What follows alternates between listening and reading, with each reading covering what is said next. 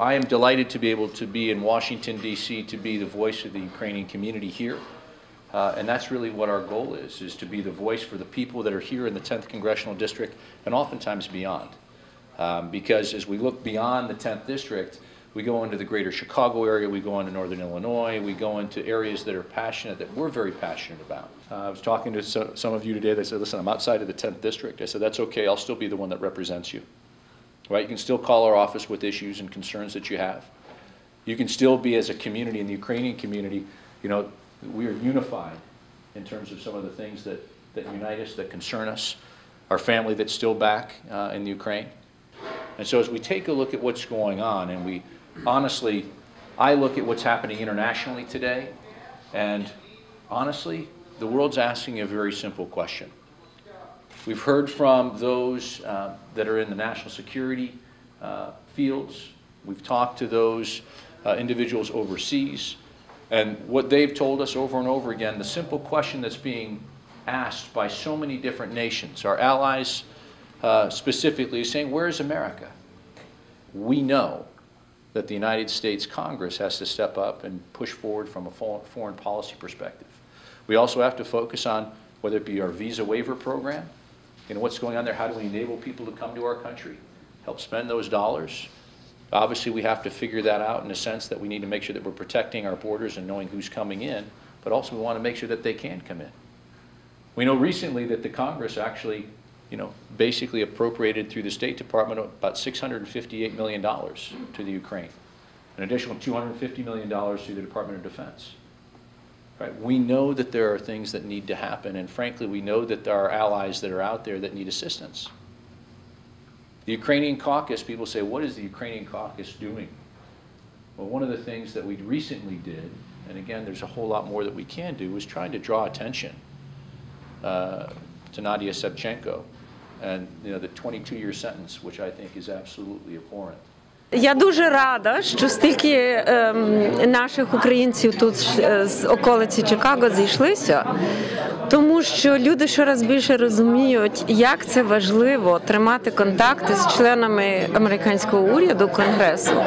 Так що нам потрібно і демократів, і республіканців, і ми маємо всюди до них ліпитись. І не залишати їх самими, нехай вони знають, що ми є, нехай вони знають, що ми голосуємо, і що для нас дуже важлива справа, яка їх постава і яке їх голосування в Конгресі у справах України. Дуже важливо, щоб молоде покоління включилося в цей політичний процес. І нема причини, чому наші українці молоді не мають готуватися на різні пости. Алдермени, члени там Cook County чи Lake County, Board, мають не боятися йти на різні пости в урядах, так як в Канаді.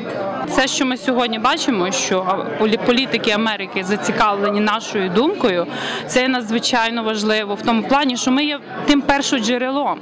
Тобто ми, як четверта хвиля, ми маємо зв'язок з Україною, напевне, найближчий, і маємо якесь своє сформоване бачення ситуації там, і можемо донести то бачення прямим шляхом до політиків Америки. Україна одна, і нам потрібна підтримка якнайбільше зі всіх сторін.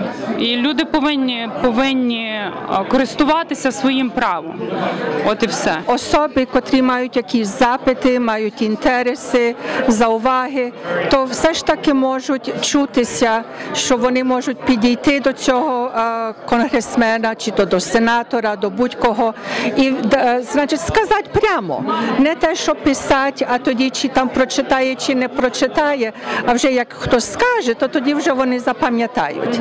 Хоч чи не хоч, але вже будуть пам'ятати. Ми такий нарід, що часом мусимо обережно поступати, бо не знаємо, звідки і що нам випаде. Ми маємо дуже багато політичних представників, що відповідають за нас через те, що що ми, як українці, живемо поза містом також, але ніколи не збудували ті контакти. І, знаєш, в останніх кілька роках ми почали працювати напрям, де ми справді могли збудувати добрі контакти і зв'язки з ними. І так, як ви бачите, ми тепер маємо приятелів ще в Конгресі, не тільки в місті, але поза містом також. І це є наша мета. З приводу відтоку наших громадян я можу сказати лише одне, як скажу, не як навіть дипломат, а як юрист.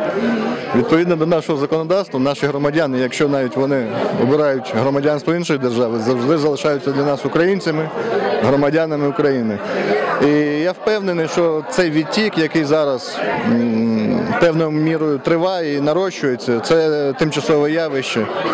І наші громадяни повернуться не тільки з Сполучених Штатів, але й з усіх інших країн, де вони тимчасово, я сподіваюся, проживають і повернуться в Україну. Ви знаєте, нема проблеми визнання подвійного громадянства в Україні. Україна визнає своїх громадян лише громадянами України, проте вона не вимагає відмовлятися від іншого громадянства. Тому такої проблеми, я впевнений, що це надумана проблема і взагалі нема. Я би порадив все рівно голосувати, бо це вибір майбутнього. І якщо ти голосуєш за когось, ти довіряєш йому. І певною мірою це з одного боку довіра, з одного боку ти маєш право після того спитати з цієї людини, чому ти не зробив те, те і те. Якщо ти щось пообіцяв, але не зробив, ти маєш право, як громадянин, який голосував, віддав свій голос, після того запитати. Тому це, на жаль, є проблема така в Україні. Наші громадяни останнім часом пасивні дуже, але з часом і це перейде, я впевнений в цьому. I think today's gathering is an opportunity for us to be able to hear from the Ukrainian community that are here, not only in the 10th district but in the greater Chicago area, talk to them about the issues and concerns that they have, and get a better perspective not only from them but also let them know about what's happening in Washington D.C. and what's happening in an international arena. Well, we've been communicating with the Ukrainian community basically since we got into office, and we came into office in 2010. And so obviously it's been important, and the caucus has been important, but the community has really been a very strong and special community, and one that we constantly reach out to and we hear from on a regular basis as well. We welcome them, and again, as a nation of immigrants, obviously we have to focus on what's happening with our immigration system, and it needs to fix our broken immigration system right now. And so we want to encourage people to be able to come to the United States, and there is a program right now, the visa waiver program, that we're looking to try to expand with the JOLT Act, of which I'm a co-sponsor, trying to make sure that, again, we keep in mind the security concerns, but also open up our borders to make sure people are able to come to the United States more freely, to be able to come, and whether it be for tourism or other things like that, we want to make sure that they're, again, for our economy, we think it's important.